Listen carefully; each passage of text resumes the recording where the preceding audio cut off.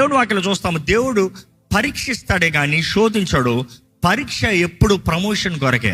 అంటే నీవు ప్రమోట్ అవ్వాలనే దాని కొరకే పరీక్ష. కానీ నువ్వు ప్రమోట్ అయ్యే ముందు I you really ready to go to the next step, the next stage.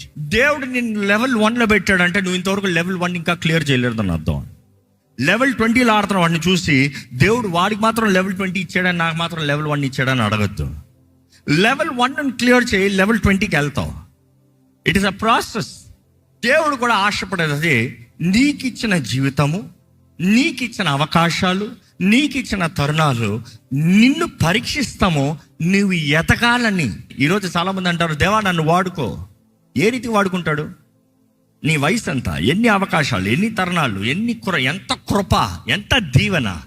What have you achieve that God has to give you today over night? దేవుడు అలా చేయలేడు, అలా చేయడు.